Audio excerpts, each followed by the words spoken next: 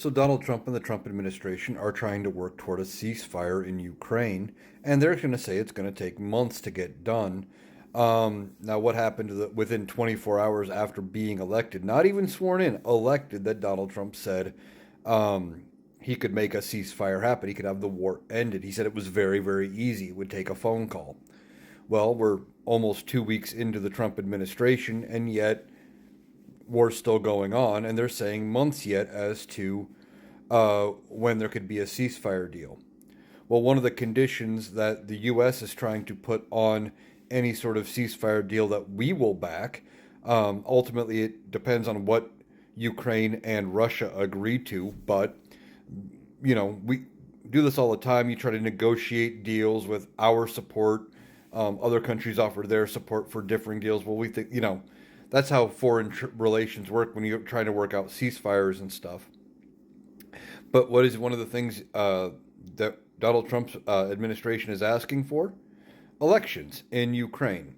Now, currently, while there is hostilities going on, there is martial law in Ukraine, which means the military is basically running things, and they have suspended certain things while there is an active invasion going on.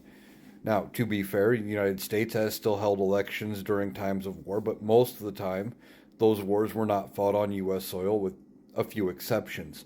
Um, and they have said no elections right now because we have this war going on. So Donald Trump wants elections. His goal would be to eliminate Zelensky. He does not like Zelensky as being president of Ukraine. Neither does Vladimir Putin. And they would want to get somebody else in, probably somebody more closer, with closer ties to Russia. And they want to disrupt everything as they're trying to work this deal out. Ultimately, we will see what kind of a deal Ukraine and Russia end up coming to. Ukraine has said they will accept nothing less than the return of all of their land that Russia has stolen.